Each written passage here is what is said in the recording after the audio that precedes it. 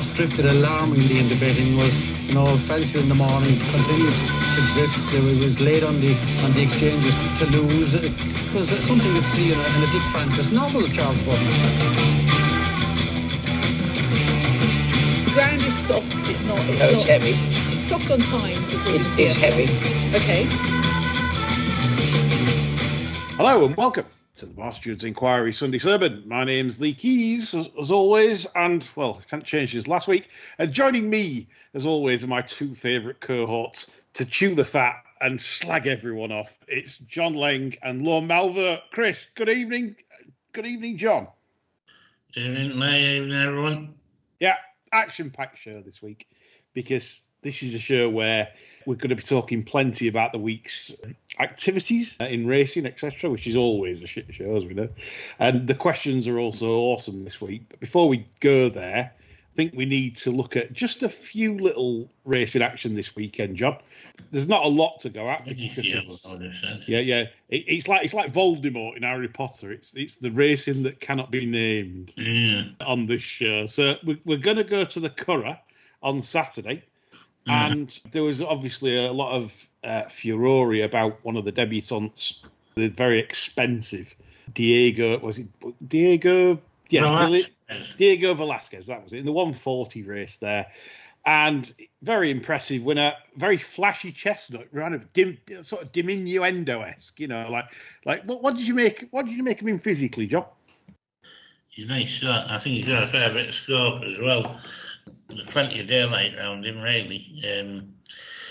I was a bit pissed off with the race because coming down to halfway, there's this thing in red and black about 3/4 of the way back.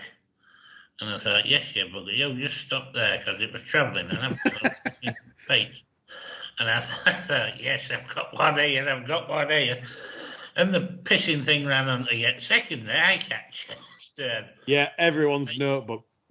Everybody's got it now, and I just thought, oh, you stupid bastard, there did it like that. I know. Some of your best like eye catchers and stuff that we do on like Patreon and stuff, and well on this show as well when we've done Jimmy Lindley's and stuff like that. Some of your best like ones you've come up with have always been the ones that have like not really. They've ran on late, but they've not really caught the public eye, if you know what I mean. They tend not to get in the spar. That's why. They're your best ones. Obviously. I was practically adopting the John Magner position yesterday. And then I pulled my pants back up. Yeah. You wear pants? Wow. Yeah, like John Magner. It's like the dirty grandpa image, isn't it? The old Jackass movie one. Yeah. Oh, Christ. So from a time perspective, Diego Velasquez has not done anything great shake, so that might be a good thing if you like this one going forward, folks. Even though it's going to be well bet anyway because it's a public horse, the time bores can't be all over this one because, well, it was like 2 seconds slower than than the race after, a Lilac Roller. And so, like, it's a fairly slow time. So there'll be some people, I reckon the time bores, some of them will be taking this on if it's well bet next time and short. That's just an opinion, but I'll take your word for it, John.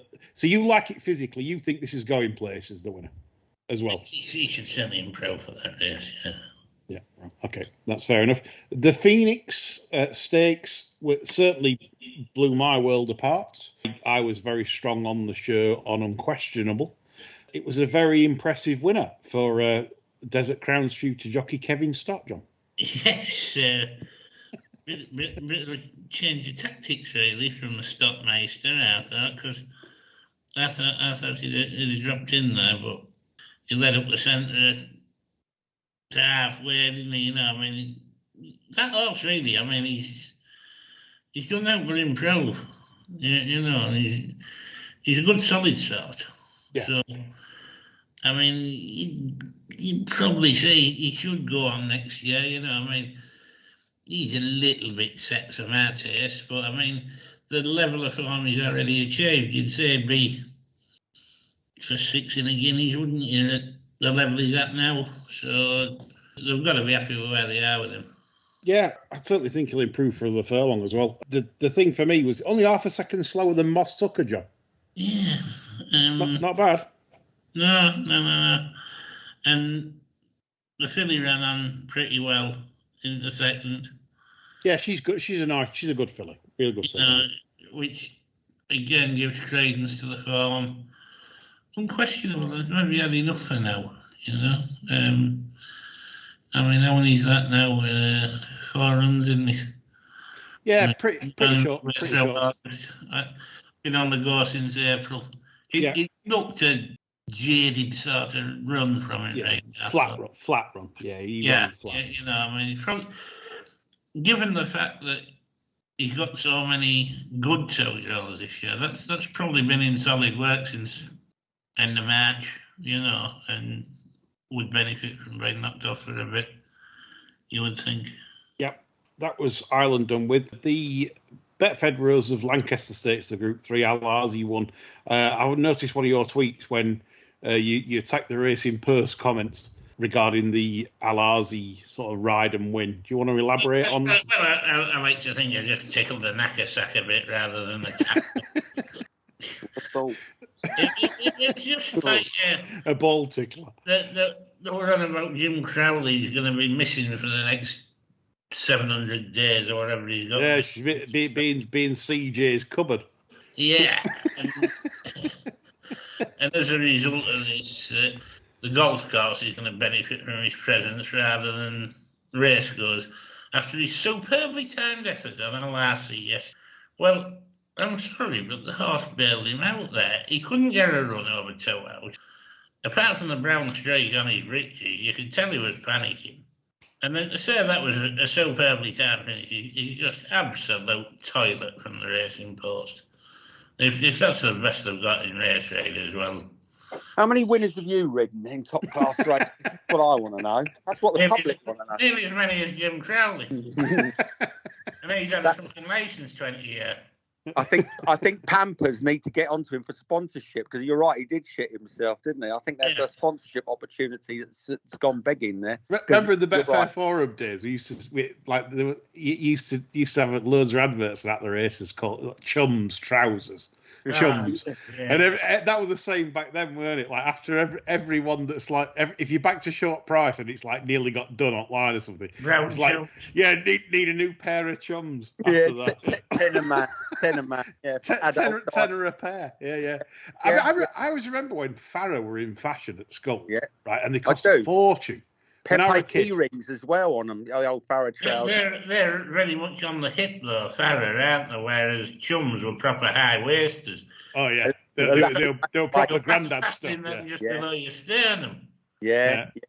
Pair them off with a nice pair of Dr. Scholl's and you're out for the night. Fucking hell, yeah. From the Sunday Express in the small lads, those elasticated waist jobs for the elderly. I remember them. We used to get the Sunday Express. Yeah, Christ. Still got them. Andy, for us more rotund gentlemen developing more solid bellies in our older age, the elasticated waist, it's fantastic. No more belt marks that dig in below your navel. You nearly like scythe you to pieces. Well, there's a John Cooper Clark, and he says it a lot better. Lot funnier, but he said, he's from Salford, obviously. He said, but Yorkshire people, he said, are so fucking mean. He said, my father-in-law, Yorkshire man, he wouldn't even buy elasticated waist trousers because elastic gives. That's how fucking mean. Brilliant. Big Easterby won't wear them. He was bailing twat. Yeah. Elastic Gibbs, and he said he would never buy them because he don't buy any of the Gibbs because he's from Yorkshire. So how about that? Speaking of Mick Easterby, John's moaning at me at the moment because he says there's 2 rule books in this naps table. He says I'm not allowing him free rein. He says, and basically I'm being hard on him in this naps competition, which is against my interest, of course, because I've laid Quentin Frank. But John's like saying I'm denying him lots of profits with certain things that are going off behind the scenes, which I can't divulge. But anyway, to cut a long story short, Mick Easterby, this is about the 2 rule books. At the EBO meeting, it was very strict dress code, always very strict dress code at York, really strict, as in like you've got to have, in the county stand, it's always tie and jackets. They only relent that if it's really hot, and then you can take you can remove your jackets and things, right? So Mick Easterby, one day I was fortunate enough to own a runner that ran at the EBO meeting. I was in the parade ring and Mick walks in. Yeah, he got jacket and tie on and trousers. Bloody pair of like they must have been 20-year-old trainers. Dunlop green flash. I mean, come on! It's like they were all over you like hawks as well at that time. It was like, oh, if you haven't got correct footwear or whatever, you know. It's just anyway. He's Mr. Yorkshire, isn't he? That's why I think he's got special privileges. Yeah, he probably owns part of the track. I don't know what Mickey. Well, he spends all afternoon in that fucking parade ring, and I mean, he has two runners at the bloody meeting, doesn't he? He just wanders around talking to everybody. Scoping the buffets though when they're clearing up, back with the old bin bag in hand. Oh, don't worry, love, I'll give you a hand clearing them sandwiches. Yeah. Colours 3 people during the course of the afternoon to go get him an ice cream from the Charlotte stand. Yeah. Well, that's it. He's unreal. My great uncle, many years ago, who was lived a fascinating life as a gold prospector, sheep farmer in Australia. He spent a year with the Easterbys when they first started out, both of them. And he said, you know, he died a few years back, and he said they were always like that. It's not like as they got older, they got meaner. He said even as young men, every pound was a prisoner. And you know, he was the only man I think that lived with them rent free. I don't know how he managed it. He was a colourful character, but they never charged him a penny rent. He lived. Can't deny he was there. Yeah, he said they were even as young men. He said they haven't changed at all. He said they were just as, you know, absolutely every pound was a prisoner. He said that's his philosophy. John, weren't Peter a better character than Mick? Well, I've always liked Peter a lot more, but I've always got a better with Peter. Yeah. Funny, yeah. My great uncle said that Peter was a really nice man, you know, but he said Mick was, you know, cut from a different cloth, really. I know when Mel took his training licence out, because Mel had horses with both. He seen them both on the same day. He went to Peter first, and then he was going to go and see me. And he went to Peter and made sure he was all squared up and everything. He said, "I'm going to start training my own horses," and all this. And Peter said, "Well, you've been a bloody good owner to me, Mel. You've paid your bills and everything." He said, "I wish you all the best." Yeah. And then he went over to Mick's and he made sure he was all squared up and that. And Mick said, "You're a fucking idiot for doing this. You'll never make a trainer as long as you have a hole in your ass." That's a nice valedictory fucking comment, isn't it? But, probably top selling. That was it. From Mick Easterby and this weekend's fair. Oh, hang on. We'll mention the Prix-Jacques Le Marois today. What a funny mare that Inspiral is, John. She's a dizzy little bitch, isn't she? You know. I mean, this is it. When you're punting her, she's not a punting horse, is she? Clearly, it's just one of them. She's either brilliant or. I would suggest just don't leave her out, and she's a big price, because I mean it was soft ground again today. I know it was worse at Goodwood, but you'd have said she wouldn't fancy this today on the soft, but she's dotted up, hasn't she? Yeah, it's certainly an interesting mare, really, like in terms of like performances, because there are some scintillating efforts throughout her career. And I thought when Esther ran a cracker in that, by the way. Yeah, over Inadequate Trip. And Esther is one, obviously an horse that I think we flagged up on the pod or last year in the French Derby, was it? And the fact it was. I tipped in the Irish champion. Yeah. We flagged it up all last summer, I think, after a bad trip in the French Derby, and it ran well. So, be interesting back over 10 again, Will and Esther. So, yeah, I agree with that, John. I would have thought that would be the next run, actually, the Irish champion, because York will come too soon, won't it? Yeah, it will be York, I don't think. But you never know. Right, on to our first sort of like topic of the week. Irish TV coverage. The Irish are bleating about the gambling bill over there, which is, if it's passed, would stop gambling advertising on all television before the watershed. And now that to me is, well, it's bad, because Sky Sports Racing, Racing TV, RTE, TVG4, Virgin Media, all potentially would say that the coverage is unviable, or not viable, sorry, if gambling advertising is not allowed. So what I mean, at least they haven't got the affordability checks over there. But at the same time, that potentially could kill their industry if bookmakers aren't allowed to advertise on racing products. It's just getting ridiculous, isn't it? What goes and what doesn't go now. I mean, there was this program on the Code Channel a couple of weeks ago, and it was this bloke. He was going out shouting wild hogs and dressing them over and butchering them, and then it was recipes, you know. And he gets to the point where he's trapped these wild hogs and he's going to shout them. And it cuts. He said, we can't show you. And the program's about catching, killing and cooking wild hogs. But the second portion of the program, they're not allowed to show you. Yeah. It's insane. Anybody that was watching that would be expecting wild hogs to be killed. And no, you can't say that. We decide what you can say. And it's the same principle. You know, there's these dark forces at work deciding what you can watch and what you're fit to absorb and what you're not fit to absorb. Yeah.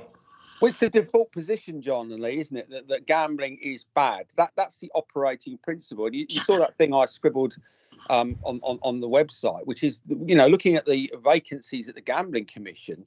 You know, this thing, lived experience person, 270 quid a day. But it was, we want to hear from people whose lives have been ruined by gambling or have had family members or friends. It wasn't asking for people to say, you know, tell us your experiences of gambling, good and bad. They're only interested in hearing bad experiences, which is classic confirmation bias, isn't it? It's sort of, you know, this is my theory. Now let me find facts to fit that theory. It's totally unobjective in the way they're approaching it because they've got an agenda. Let me touch on your article, Chris, because this leads us into affordability, really. And it was a good article. You do write extremely well, if I may say so. Thank you. Yeah, I don't get compliments anywhere. That's why I come. I'll second that then, and now you've got two. Yeah, thank you. I'm getting a slight erection here. As long as it's not a wasp stung one. That's the main this thing. is natural. This is how God intended. Not Tower Bridge. Yeah, anyway, carry on. Yeah. So going back to your article, like you know, it is interesting how you've put this. That basically they are advertising for a job, and in normal Civvy Street, you get jobs that are advertised for minority groups or to try and help their group get work. Representation in the workforce. I get that. I understand that. I'm perfectly accepting of that need to try and be diverse in such a way that we try and give a fair chance to all. However, this is not anything to do with that. It's basically, as you have pointed, and very well as well, that it's a confirmation bias where they are only after people that will reaffirm their position. Correct. On the whole gambling white paper. Gambling's bad. Yeah, it is exactly that. It is, it's not scientific. It's not objective. It's not, not fulfilling their kind of mission to regulate and to make the playing field, fairer for bookmakers and punters. That's not what they're there to do. It is, they'll turn around and say, we're not prohibitionists, but that's everything they're doing suggests that they are. And the fact they've got an ex-copper on the board, now that to me was even more interesting because yes, the board is going to be full of career civil servants and people that have been at the apex of various sorts of governmental organisations. I get that. That's how they recruit. But they've got an ex-copper there. Now, that to me, I'm not no sort of organisational psychologist, but that strikes me as saying, that there is certainly an atmosphere that gambling is somehow seedy, barely legal. And so they're looking for input from a policeman to see whether laws are potentially being broken or whether, that there's going to be more legislation down the road, which will actually, make it illegal to play certain types of bets or take certain types of bets. That in isolation, individual things you could turn around and say, well, you're overreacting, but viewed as a whole, there's definitely an agenda in play here. No doubt at all in my mind. Yeah. And this week, of course, legendary, and I'll give him legendary status because he's been on people's TV screens, he's wrote books, He's done it for a living for for a long time. He's 76 years old now. But Alan Potts was asked for affordability checks this week by the Betfair people, and Alan Potts, at 76 years old, decided enough was enough and said, no, I'm not going to supply you the information, so you may as well close my account. And close the account they did. This is the thing. So you've got a legendary player here, and he's even stated and quoted in the Racing Post that he said, look, I've had a great life out of it. It's been fantastic to play. He says, I was fortunate enough to play in the 1990s when it was just tremendous, no tax. You could bet on course, off course. It was just a wonderful time to bet and be alive. And he says, I pity people that are starting out now in 2023 as having a go to try and make the game pay. And just to add to that sort of statement, the Betting and Gaming Council came out with a supportive message for gambling harm this week, saying gambling is never a way to make money. Be responsible. Well, gambling is never a way to. How is that selling that to your punters, to the punters that bet with bookmakers? So here we are, people. This is the message: gambling is never a way to make money. You can't win. You can't win. That's a Gerald Ratner statement, It absolutely is. But it goes back to the theory we had months ago about the Ponzi scheme. Do they just want, a limitless supply of feckless recreational punters betting on, time of the first corner, colour of the goalkeeper's socks or whatever, and that's a very short-term approach, because eventually you will run out of punters. They're not going to come back, and it seems that that's what they want. They want people that are prepared to and expect to lose money, because it's just a bit of fun, like the lottery. Yeah, that's it. Other quotes this week. So Bert Black, who founded Betfair, and obviously we all need to go and stir his house and chuck crab apples at his windows or something, because Bert Black said, to me, they feel a little bit more like a Spanish Inquisition, RE affordability checks. Bearing down upon the industry than the Gambling Commission, than a group of thoughtful and empathetic regulators trying to potentially root out their bad apples, but otherwise preserve the industry as it is, which is what I would expect. Basically, he says the Gambling Commission should be like the FCA, where that body is there to root out the bad operators within the industry, but they're not there to damage the industry. They're not there to destroy it. The FCA aren't going to destroy like spread betting on financials. The FCA are basically looking at people that are bad, real bad. And the outliers, as you say, the bad apples, the egregious operators that they want to remove from an otherwise legitimate pool of players. And that should be what the Gambling Commission, how they should be. The default position should be that 99% of people gamble responsibly, and for them, it's an enjoyable hobby involving money that they are perfectly able and prepared to risk. That should be the default position, but it isn't. It's almost saying that all gamblers are feckless and therefore must be protected from themselves, and that's mad. And you can see what's happening, and that's suddenly why the Racing Post has woken up over the last sort of 3 months. It's nuts. I saw that Bert Black thing, and I mean, in all honesty, there wasn't a word in that I disagree with. Yeah, no, he's spot on. I mean, basically, if things don't change, but this is in a way there was a little light here, a little torch light, and apparently it came from Flutter. Flutter chief Peter Jackson this week came out and said affordability checks will not be frictionless. And he's warning the government, he's warning the DCMS, he's warning the Gambling Commission that this won't be frictionless and this will cost the levy. And this is an interesting stance, John, because he was the one that went on Nick Luck 2 years ago and said that affordability checks were necessary to keep people safe and this, that, and the other. Right? So again, you've got to see through people and what they are. And it's interesting that Flutter have reported a 30% rise in profits from UK and Ireland betting in the first half of 2023.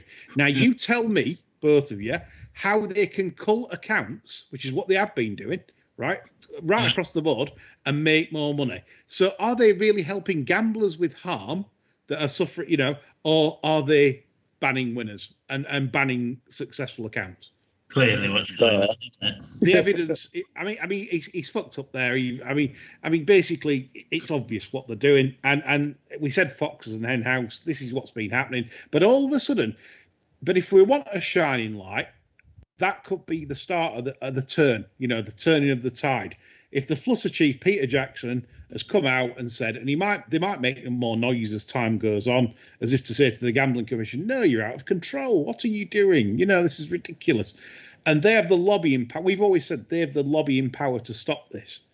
They could stop the gambling because the government would just in fact, if they went to the government, Denise Coates, Flutter, Entain, and they all went to the government and said, "Right, this is it. We cannot back the Gambling Commission. They're out of control. We're not having any of these proposals. No chance." It'd be dead in the water, the lot of it. Yeah. Just like that. It would.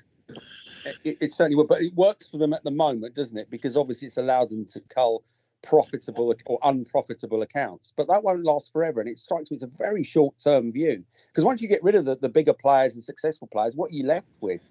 Recreational players who are betting in shirt buttons, who aren't going to be regular, they're only going to play on big days, etc. So I never understood, I didn't understand their strategy then, and I don't understand it now. But hopefully, that might be a chink of light. Yeah, this is a real worry going forwards. But if it does come through, I've read some stuff on the Gambling Commission sort of recommendations and stuff, and the Commission appears to be saying that only losses which can be readily covered by income are acceptable, right? So they're saying in circumstances where a credit reference agency cannot provide a financial risk assessment at the minimum standards set out, in other words, in layman's terms, that they will look at your income, right? So your savings do not count. So for older people that have got a large amount of cash at their disposal, and you've always advocated, Chris, racing should be advertising to the saga types, to invest in racing. Trousers mob, yeah. Yeah. But these are the people that are going to get frozen out because the savings won't be taken into account. So literally you've got, there could be a chap with £100,000 in savings. That will not make a jot unless you can provide an income. No. And he'll walk away. Some of those guys will swallow it. But a lot of people say, "Oh, fuck it, I'll just take up golf or do more in the garden." They're not kind of wedded to the sport. They'll say, "Well, that's what they think of me. Well, I'll spend my money somewhere else. That's it." Yeah. They're not. That generation are not going to swallow that kind of intrusive activity. Indeed. Yeah, it's not good. The GCF have done a good article in the last week showing that the levy is going to be seriously down, and we should be worried because this is what the BHA it's as if they're just walking into this bomb site hand in hand with everyone saying, everything's fine, there's no problem here. But like the GCF read the article on their website, it's fantastic. And it's basically a, what do you call it? An impact assessment. Is that the right word? If things don't alter, in 50 years' time, Jolie Harrington will be as famous as Admiral Rouse, but for all the wrong reasons. Well, it's a symptom of the continued disregard for the importance of gambling for horse racing. This is, because they pushed gambling and gamblers right to the edge of the page for so long. It's going to be a long road back because they haven't embraced the importance or accepted the importance of gambling has to horse racing's future. Yeah. They've said, ice creams, bouncy castles after race concerts, great, but it doesn't survive without gambling, and that's the problem. They've neglected gambling for too long. They should have been lobbying years ago when they knew this stuff was coming down the line, but they didn't. They stepped aside and said, don't worry, we can make up the difference by selling more ice creams. There you go. Yeah. This is an important topic, chaps, and if you're listening to this podcast, you really need to get your act together, because if you won't think it will not affect you going down the line. If you're pretty active in racing and you're betting I don't know, £50, £25 even, it will affect you. I guarantee you. So you need to basically get active on this and retweet stuff and basically show the Gambling Commission, the government, that public opinion does not support all these measures that are being brought forward as a solution to help gamblers that suffer from harm. Right, we move on. Interesting tweet, this one. I saw this from obviously a stable staff member, Maisie, on Twitter.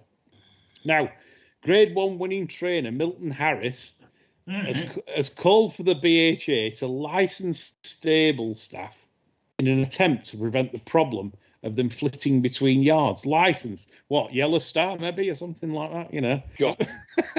I don't know what he wants there. Digital ID, perhaps CBDC. Anyway. He wants a chip inserted. Yeah, chip inserted so they can't flip between yards. So Maisie then, well, it looks like she worked for him in the past. She said, controversial one this, but considering the time I spent with Mr. Harris, he is in no position to comment on why staff are changing jobs. He is rude and vulgar towards staff, as well as making sexual comments to even 16-year-old girls. He is a vile man, and enough is enough. Well said, Maisie. Maisie doesn't take any shit. Yeah. Well, I mean, what are we saying, Chris, here? Because I know legally you sit on fence on these things. Ooh. Yeah. I mean, look, I obviously don't know, but he comes across just based on his TV interviews as quite an abrasive character, and you know, whether he is or he isn't the person that Maisie describes, you know, he's not the first, is he? You know, you had the Mark Todd matter. You had the Robin Brisland matter, you know, and we suggested months ago that there is a cultural problem, isn't there? You know, you've got sort of curmudgeonly middle-aged men working in a position of authority surrounded by, you know, young, impressionable members of staff. And so I think it probably is the tip of the iceberg. But because of racing culture does not support people, you know, speaking out, as we saw with, you know, Robbie Dunn and all that sort of stuff, I dare say that there are many, many more examples than have come to light. So it doesn't surprise me. I don't know if it's true or not, but that wouldn't surprise me, for instance, if it was true. A question then. Shouldn't this be investigated by the authorities in terms of a racing staff member has made these comments in a public domain, which constitute possible sexual harassment amongst its training establishment?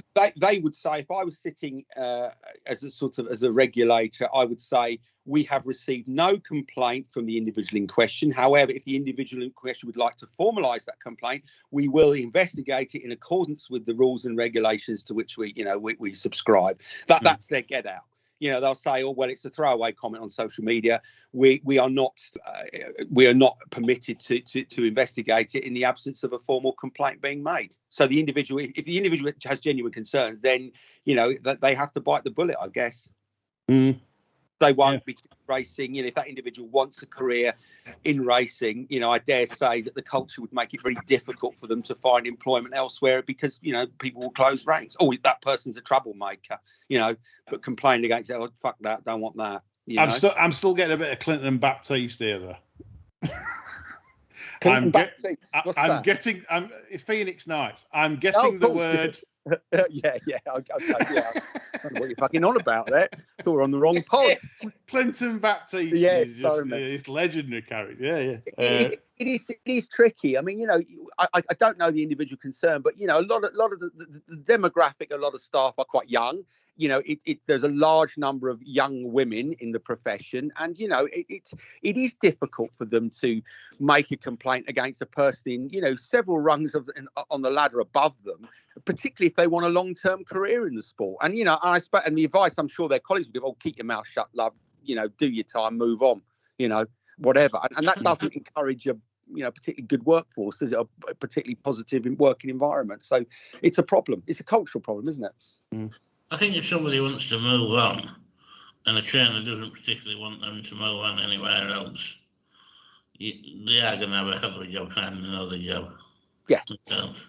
I think it's very easy to blacklist people in this game.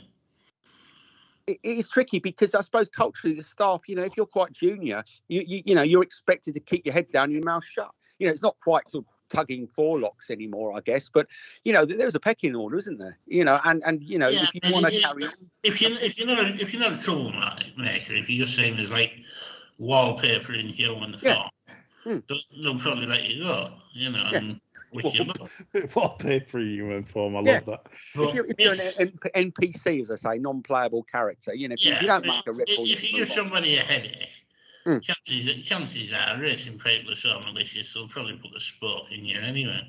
Because you have references. So it is a tricky one, and you know, I don't envy those individuals, because when you're young and you start out, you don't really want to stick your head above the parapet, do you? You know, and I bet it's almost exclusively younger people who are subject to these sort of advances. You know, old miserable people tend to fuck off, wouldn't they? You know, don't talk to me like that or whatever.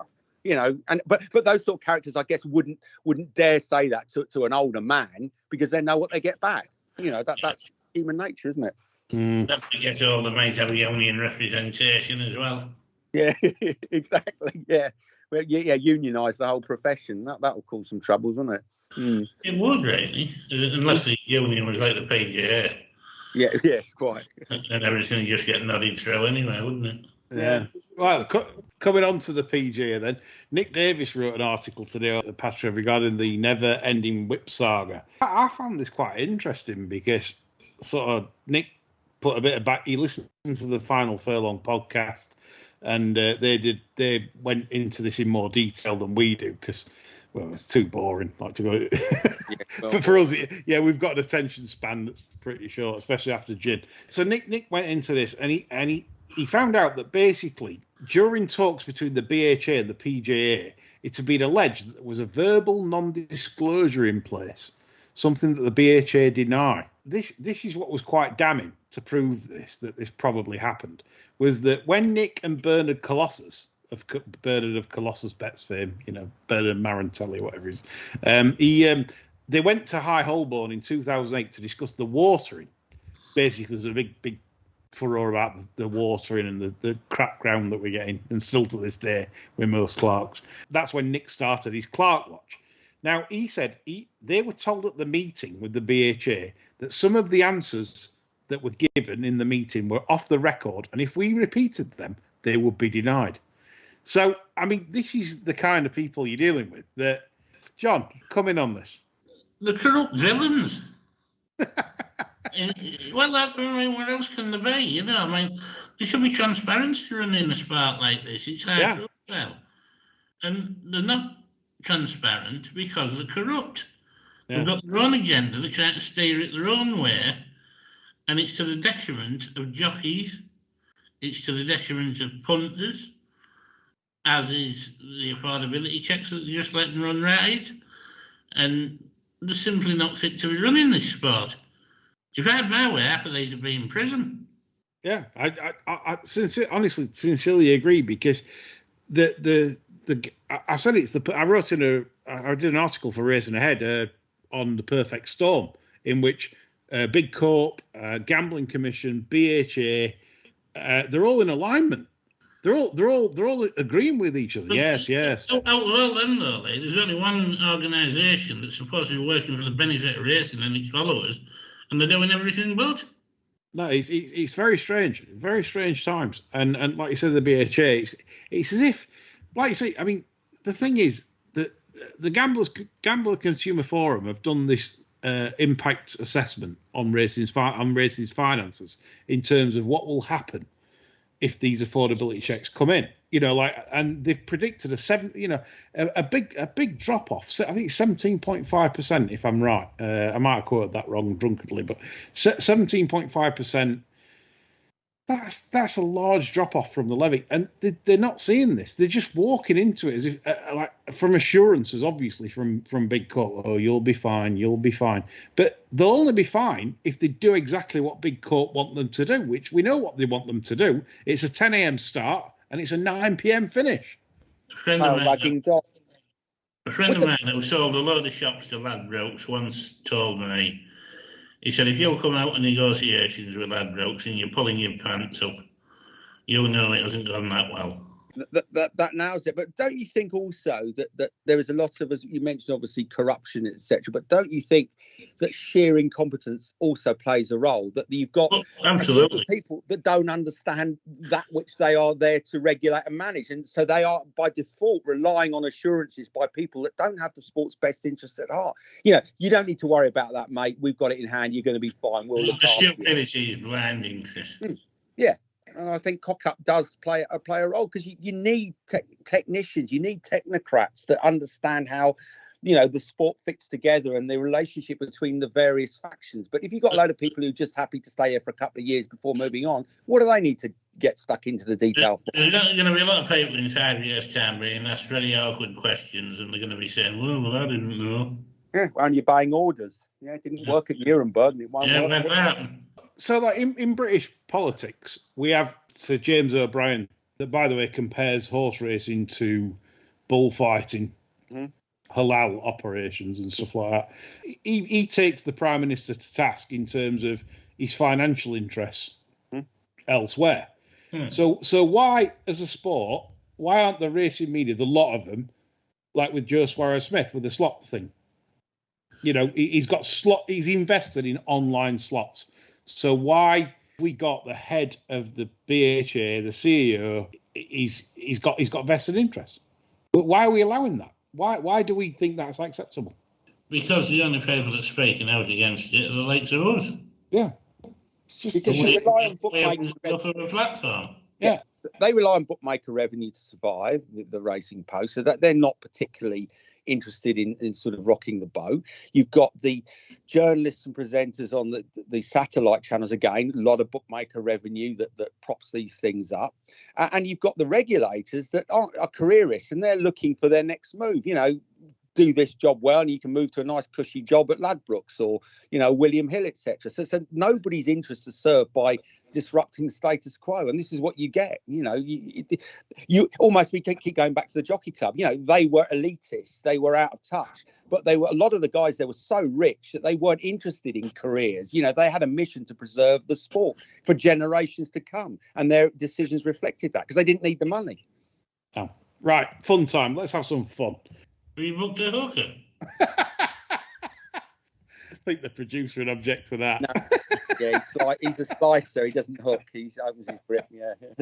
Yeah, but you're right. Yeah. Anyway, no. So there's some good questions here this evening. The Brighton debacle the other day. This was funny from Chris Andrews. He says that the Brighton flag start for a 5 furlong race in fog, where it was a complete disaster. No one could see a thing. Is this the new BHA initiative to make it like the 100 for one-day cricket? Elite sport. Yeah, elite sport. Elite sport. You could see what Brighton were doing because they had to give refunds if 2 races weren't being run. Yeah. So they kept them there another hour and a half. Come on, lads. We've got to give it chance. Which they've always done at Brighton, haven't they? I mean, they have had some terrible experiences with running one race and then stay late. Oh, yeah. It's not the first time this has happened by any stretch. No, it's threat, no. I mean, as far as racing at Brighton is concerned, I'd be disappointed if I could say what was going on. Yeah. How dare you, John? Cacoethes once ran there. Yeah. Boring race as well, wasn't it? Cacoethes, what a horse that was. That was second best to Nash one. King George, wasn't it? Second best to Nash one. In the King George, it was the second best to Nash one. Yeah, he did. He ran a belter in the King George, to be fair. Better than Nash one, anyway. Yeah, no. Spencer Bolt. This is a good one. For a laugh, we've been thinking how much a trainer could charge for stud fees. Gary Moore and William Mullins could charge a few bob per shot, despite their elderly status. Aidan, top of the list. Your thoughts on the others? Walshers, Tizards, Bowens, all have produced decent offspring.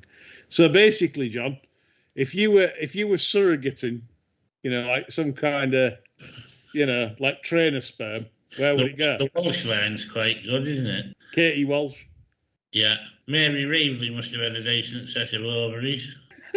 I know we skipped a generation with Keith, but James was a pretty good sticks jockey. Yeah. in France. Who else have we got? Probably 50 pence an ounce for Richard Whittaker's, because Simon's not much of a trainer. Yeah. What about Towser? £1.50, I think. Covering fee. No fall, no fee. Yeah. Will it be blanks now, though, at this stage? That'd be the tipping point. Milton Harris's fee will be fuck all, by the sounds of it, wouldn't it? Oh yeah, he'll produce bastards. It'll be like a King Charles line of thoroughbreds, wouldn't it? No stallion fee there. We'll come to you or drive to you. I'll tell you what, Al Pumpkin had a raise a decent fee. Oh, yeah. I mean, it's like... he's knocking some quality material. Yeah, good solid stock there, yeah. It's a fertile line, old Megan, and he can blast out like offspring like no, it's definitely, the porridge gun's working, isn't it? Yeah, the whole fucking yogurt right. Worried it was a stallion downgrade though, wouldn't you? Oh, that's it now, yeah, there's a mix there. Yeah, Stott. Ooh. Yeah, it's a bad cross. Yeah. There we go. Horrible question. Yeah, thank you. Fucking horrible. Thick fuck. Fucking weirdos listen to this, don't they? I know. Well, this is what we get. Anyway. Quite. Certainly a more serious question. Racing Post People's Champ, says Stephen Thomas. Quite frankly, who cares if See the Stars beats Honeysuckle in a popularity contest? Another pathetic attempt to draw interest in a failing paper at £32 a week. £32 a week, that comes under affordability. Yeah, it does. It actually does. 4 weeks of that is £128, which is a frictionless check for buying the Racing Post. Good. Yeah, who can afford that during a cost of living crisis? Only Chris Cook is worth reading. I actually sort of slightly disagree with that, because I think Lee Mottershead is up in his game a bit. Yeah, he's I've got to give credit where it's due. I wasn't a fan probably 5 years ago, but I think he's getting a lot better. He's definitely worth reading. His Lee Mottershead. Yeah, he's good. And he goes on to say the BHA CEO, £320,000 a year. That's what he's on, £320,000 a year. That's nearly twice. Who's on the BHA CEO? He's on £320,000 a year. That's nearly twice the amount of the Prime Minister. Wow, that's a lump, isn't it? Well, there's plenty of people I can think of that are worth twice what the Prime Minister is. Mark Waker does a marvellous job. Yeah, he's probably a bad comparison, really. But what can we say, Stephen Thomas? It is what it is. This is what we've got to deal with. This is why we exist. It's disappointing content, isn't it? Because really, it should be a gimme anyway for the triple national winner, and it shouldn't even merit any coverage. No, it shouldn't. Rubbish. I'll tell you what. My suggestion: they should get rid of Julie Harrington, right, and replace her with what's his name, Captain Tom's daughter, because at least you know what you're fucking getting. Every penny's going to come out the door into her jacuzzi or spa, which she's built. That's what we need. At least someone who's transparent. I reckon she'd do a better job. Let's vote for her. Life is full of grifters, right? And it is grifters. It's a grift. It's a huge. Everything a grift. It's like, let's get on this side of the fence because we'll get funding, or let's do this because we'll get this. I'll tell you what, they can put us in charge. We'd rob the place fucking blind and we'd still do a better job. Yeah, literally. It'd be like fucking Scarface at the end, the desk full of coke. We have fiddles going all over, but this is what you get. People are, and it might be a glib comment, but people are genuinely setting up organisations with the idea of, getting funding. And now it's a great time. So if you want to set up an anti-gambling support group or lobby, you're going to get money. If you apply properly, you will get money. It's a living for people, and it's a great, because they're not committed. There's no real desire to improve or reduce social harm, is there? It's just to make some money. Well, I think you get some government money if you set something up where you're virtually guaranteed 100,000 pensioner suicides in 3 years. The Gambling Commission's initial figures that 450 people committed suicide every year down to gambling. which has since proven as bollocks. Well, I read today that 440 people a year get killed by mooses and deer in USA. Sheffield. Yeah. And how that is, that ain't just by mooses charging them in a field. That when they run over them on the motorways and it's causing... No, mooses are more tactical than that. They like to corner you in a phone box. Yeah. What, they're in the phone box and you're outside? What? No, they wait till you go in. So there you go. So 440 get done by moose and deer in the US every year from motoring accidents and stuff like that. So this is the kind of level we're at. Names as well. So anyway, it's all about self-diagnosis, isn't it? It's if you say you're addicted to gambling, then you are. There's no objectivity. You could say anything and you'd be believed, and that's the problem. So you're relying on individual testimony, aren't you? It was like when Michael Douglas said he was a sex addict. Yeah. And then the real situation was, if he hadn't been multi-millionaire Michael Douglas, he'd have never got a fucking shag. There you go. Exactly right. So people... what would he then? An abstinence addict? Peter Robinson's been on. He said, what is this racing TV tipstar bollocks all about, especially with McNair, who couldn't tip shit out of a bucket and presents in the look at me mode? I could kind of agree with that. McNair's terrible, isn't he? He's like failed trainer, awful pundit, painting him. I don't know what all this thing is. James Willoughby's retired. He's trying to present himself as, don't know what it is. Have you seen that on racing TV, John? No, he was always a James Willoughby wannabe, wasn't he? Yeah. He used to appear weird all the time, didn't he? Not nodding along. As the theory's got ever more crackpot. Yeah, and Dave Nevison's still trying as well. He's like really trying, tan face, He's probably paying £140 an haircut, just to, like frizz his locks up a bit, and he's wearing this nice like shirt and jacket, and he's turning up on the show. It's like his teeth done. Dry cotton, I noticed. Yeah, he's had his teeth done. He's after a bit of skirt. Wardrobe full of super dry gear, the type. He might be after a gig presenting a midweek look on Sunday type thing or something like that, Yeah. He's maybe seen a niche he could carve out. Yeah. Bert Doncaster's been on. He says, I've always felt the Tory was overrated as a jockey. That part of the Frankie loving is due to his personality, and compared to Cawthon, Edray, etc., he's not in their league. Am I just a biased dickhead, John? Yeah. I tell you what I think it is I think this prevails among a lot of people in racing that just genuinely don't like Frankie Dettori as a personality, and they tend to be the ones that criticise him the most as a jockey, and say he's a show pony and all this. I think he's a really good jockey, but I think he's got his faults where his personality springs over into his riding. And I tend to agree with Bert a little bit, but he does get a fairly easy ride from the analysts a lot of the time. Yeah. Frankie's, I think, he's currently riding now on skills. He's second to Ryan Moore. Ryan Moore's the top. Yeah. Frankie's second best. As it stands, that's how I rank. I think Frankie's main attribute now is his experience. I thought the end of Ascot, he was fucked. He was knackered in the last 2 days. I thought Ryan completely showed him the way at Ascot. There were some very tired efforts late in the week at Ascot, I thought. Yeah, no, agree with that. Last question, and it's a good one.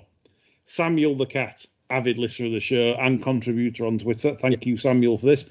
With the Magnolia Cup being the other day, do any of the presenters have any tales of dalliances or dates with posh ladies? And did they find them different from the common type? John? I've had a drink with Co Start. Does that count? Co Start, really? Yeah. Do you have a chat? Yeah, I had about 90 minutes with her. Oh, wow. At the Dante meeting, when reference point, when the Dante. How did you find her? Fantastic. She was a lovely girl. And much maligned in the press. Yeah. and she was an absolute delight for Yeah, she won't shag you, mate. You don't need to cheer up, honestly. And we lost touch, mate. I know that's over now. My answer to Samuel the cat would be I've only dated sort of rough Yorkshire types. Oh, God. Yeah, you know what I mean? It's like, Yorkshire. Like, Yeah. love Yeah. gravy. You know, them sort of types. You know, there's no one else in fact, I've never experienced life beyond Yorkshire. It's true. God. This is true. This is the actual truth. I've never dated a Londoner, a Western person, an Eastern person, anybody. It's like Deliverance, isn't it? Fucking hell. I am your. Yeah. Never dated anybody outside the family, y'all. Yeah. Yeah. Exactly. I mean, it's like Yorkshire news. You know, I mean, I always believe on Soccer AM. You know, like the famous phrase, "Change is not good." You know. That's what Yorkshire people believe. We stick to God's country. This is the best place on earth. Despite what you say, Chris, it is the best place on earth. So, Chris, I'm coming to you. Have you dated anyone posh in your life before meeting your wife?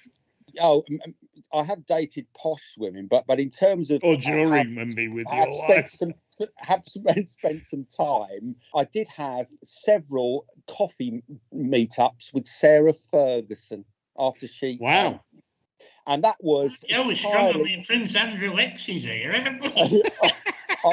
Entirely innocent. She had when I had a few quid, I had a personal trainer, and she had the session after me.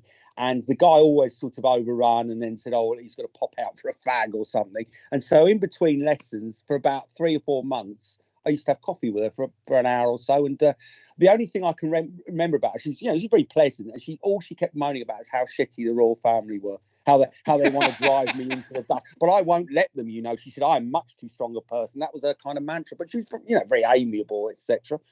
You know. But I'll tell you what, it's a good job we didn't carry on with that same, isn't it? Yeah. You could have had genuine royalty on the show, couldn't you? It could have been me. If we carried on with the theme of Andrew X's, we'd have been banging bloody juveniles right now. Very true. Yeah. So she was all right. She was normal, but they're all the same, aren't they? These people stick to Yorkshire, honestly. It is stick to Yorkshire. We love like Sunday dinners and gravy. Yeah. Things like fish and chips on the coast. This is it. It's Yorkshire people. We love it. Stick a hanky on your head and order a lemon top. Absolutely. Yeah, we're the best, and you know it, and that's why you listen to this show. So that's all from us. As always, it's been a pleasure. We're back on Wednesday for Patreon members. We've got like a York sort of teaser show. Friday show's normal on SoundCloud, wherever. Have a great week and weekend. Bye for now.